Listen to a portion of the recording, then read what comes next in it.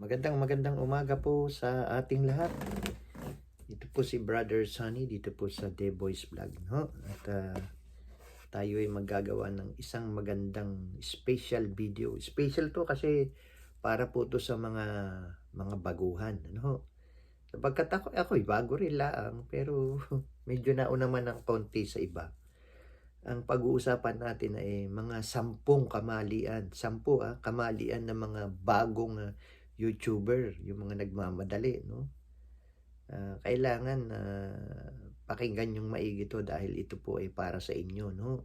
Para makatulong sa inyo. Ito na. Ha? At bago tayo magsimula nga pala, paki-like and share muna.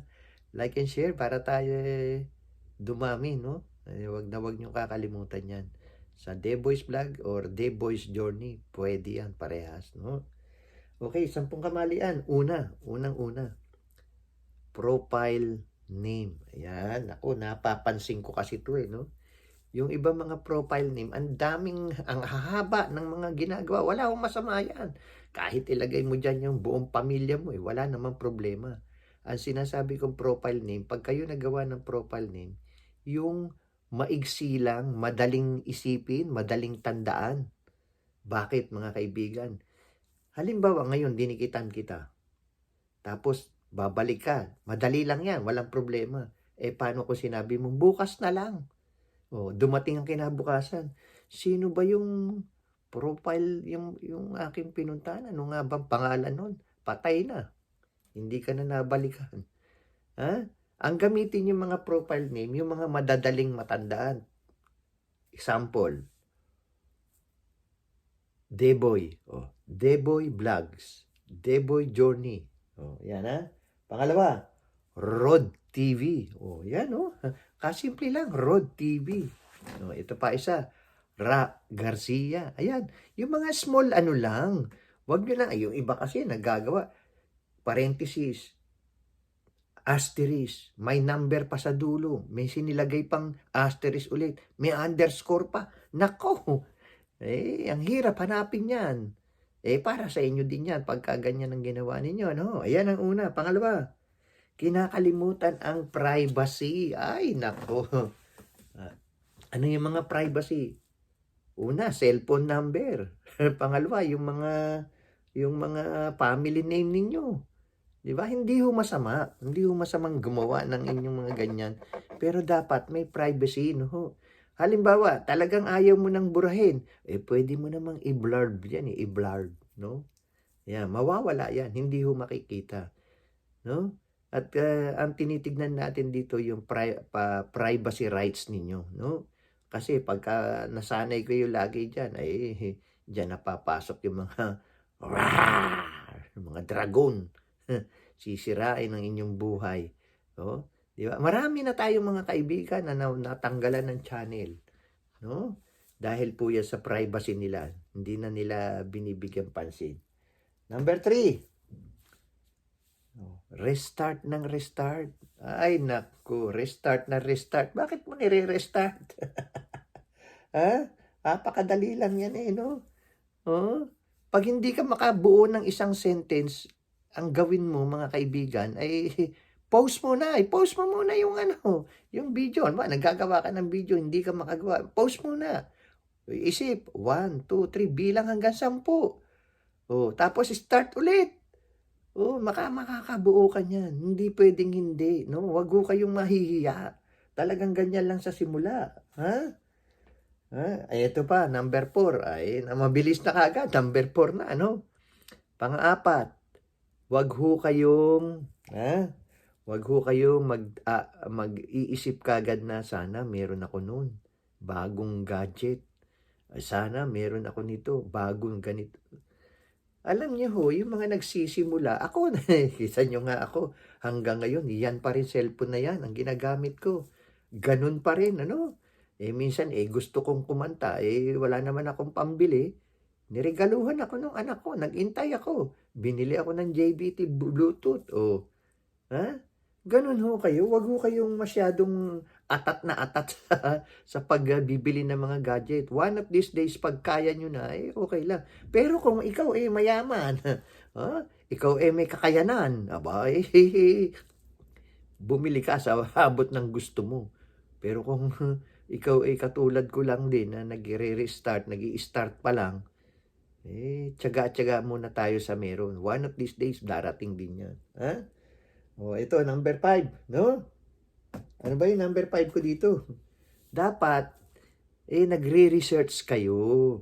Ayan. Alam nyo, nung ako'y bago pa lang nagbi-video, bago pa lang ako nag-start mag-video, lagi ako may dalang notebook na maliit. May notebook ako maliit, no? Pumunta ako dito sa isang vlog na to, tinignan ko. Lilista ko yan. Pangatlo, yung mga experience, mga bagong mga style, lahat yan, no? Tinitignan ko, lahat yan, ginagawan ko ng paraan. Nililista ko yan. Para pag ako nag-vlog, no, pag ako nagawa ng video, okay na okay yun. O, di ba? So, ay, post muna tayo sandali bago tayo magtuloy-tuloy, no? Paki-like and share muna, no? At alam niyo naman tayo, yan, dyan tayo kumikita, no? Ha? Okay, eto na. Number 6. Number 6 na kagad. Takot maglabas ng mga personal na opinion. Tandaan niyo ho yan, ano? Personal mo yan personal opinion mo Halimbawa, nakakita ka ng isang vlog do sa kabila, no? Ay, panay ang kontra mo, hindi mo naman sa sarili mo lang sinasabi. Sabihin mo, no? Sabihin mo, maglakas ng loob ka. Ipakita mong kaya mo rin. Ganun po ang nagba-vlogging, no? At tandaan nyo, pagka kayo nag-vlogging, yung mga personal views mo, mahalaga yan. Kasi yan ang nasa sa isip mo Yan ang nasa sa isip mo nga tama. Pero, ayan, may pero tayo. Pero kung makakasakit ka ng damdamin ng iyong kapwa, isa-isang tabi mo na lang yan. Okay? Ha? Ay, madali lang yan. Number 7. Atat na atat ma-monetize. Ay, nako. Marami akong nakikita, lalo na ngayong mga bago. Baka akala nila pag ikaw na-monetize, kikita ka na kagad. Hindi pa po. Doon pa lang mag-i-start ang buhay mo sa YouTube. Ha? Ako po dati, nung gustong-gusto kong ma-monetize, yung iba, bumibili pa, no? Depende yan sa klase, no? Kung kaya mo naman bumili, pwede kang bumili. At, no? Pero pag hindi mo kaya bumili, tiis-tiis lang. Ha? Baka maloko pa, sayang. Pag sinabing atat na atat, tandaan nyo po mga kaibigan, kapag ho kayo atat na ma-monetize, makikita nyo po yan, mahirap din pala. Una, sa loob ng isang buwan, pag ikaw na-monetize, kailangan meron kang threshold na tinatawag. $100 na threshold. Yan lang po kasi dyan lang po kayo kikita pag meron na kayo $100. Meron tayong mga kaibigan, taon na, no? Bago makasweldo, taon. Bakit? Hindi nila mabuo yung $100 Kasi takot silang gumastos. No? Tandaan niyo po, no? Pag ikaw nagbigay, may babalik sa iyo. Hindi pwedeng wala. Lagi mong isaisip, ha? Tandaan niyo to. Pag ikaw nagbigay, mayroong babalik sa iyo. Hindi pwedeng wala yan. Dahil yan po ang isang kaugalian ng mga Pilipino. Nagbibigay ng magandang idea din yan. Huwag ho kayong masyadong atat. Intayin nyo mabuo yung 1,000 subscriber, 4,000 watch hour. One of these days, mabubuo nyo rin yan sa kakatyaga. Ha? Ayan ha, tandaan niya, huwag masyadong atat na atat. Maliit ang, number 8 na tayo, ang bilis naman tayo. Maliit ang tingin sa sarili. Tandaan niyo po, lahat ng mga nag-YouTube, no, lahat ng mga nag-YouTube, nagsimula sa mababa. One day, ako nagla-live, pumasok sa akin si Kong TV. Si Kong TV ay isa sa, million na rin yung kanyang views. At yan ang sinabi niya nung siya patapos na at pauwi na. Huwag ho kayo magmadali. Lahat tayo nagsimula sa zero. Lakasan lang ng loob para kumita. Tandaan nyo ha, lakasan nyo lang ang loob. Huwag ho kayo mahihiya. Pag ho kayo nahiya, tandaan nyo, sayang naman ang pinaghirapan ninyo. Marami akong mga nakasabay na mga nag-YouTube, wala na ngayon sa YouTube. Lumipat na ng Facebook. Kala nila ganun lang kadali sa Facebook. No? Kala nila ganun lang kadali sa TikTok. Kung saan kayo maluwag, yun ang pag-ukulan nyo ng pansin. Focus muna tayo, no? Wag ho kayong wag ho kayong magmamadali. Mag-focus muna kayo sa isa. Pagka naka-stable na kayo, try mo ulit sa iba. Ha? Nakita niyo yung mga ibang mga kaibigan natin? Ha? King Lax, Rapi Tulpo. Nagsimula sila sa YouTube lang muna. Ngayon, nasa Facebook na, nasa Instagram, nasa TikTok na si... Ha? Oo, wag ho niyong pamadaliin ang inyong mga sarili, no? Ayan, pang-siyam na tayo dito, no? Hindi nagpa-practice mag-vlogging. Ayan, ang pinakamadali, no? Ang pinakamadaling gawin sa pagpa-practice niyo mag-vlogging ay ikaw mismo ang sarili mo. Kumuha ka ng salamin, no? Tingnan mo yung reaction mo doon. Yan, tingnan mo yung reaction mo. Wag ho kayong mahihiya. Wag niyong ipakita na kayo no? Yung iba nga kasi dyan, kasi nakikita ko sa mga nyo bagong ano, no? Nagla-live nga, silent naman. Hindi man lang malagyan ng music, hindi man lang makapagpakita. Tandaan nyo, buhay natin ito, no? Dapat pinakikita nyo yung sarili mong opinion. Wala hong magagalit sa inyo dyan. Wala hong mahihiya. Tandaan nyo, ang pagbabloging ay pakapalan ng mukha. Nakikita nyo yung mga palabas, yung mga nagva-vlog ngayon? Sa street, sa mga kalye, no? Sumasayaw. No? Sa mga mall. No? Kita nyo, sumasayaw. Ang kakapal ng mukha, ang gaganda, ang sexy, ang popogi. Talagang ganun ang buhay sa vlogging. Laging yung ipakita. Halimbawa, gusto mo mag-vlog, papasok ka sa isang restaurant. Bago ka mag-vlog, kausapin mo muna yung manager o isa sa isang staff doon. Pwede ba akong mag-vlog dito? Pag sinabi hindi, may nawala ba? Diba? Okay lang yan.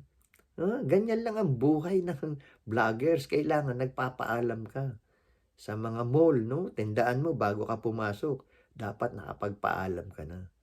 Kasi yan ang hindi ka mapapahiya dyan sa ginagawa mo.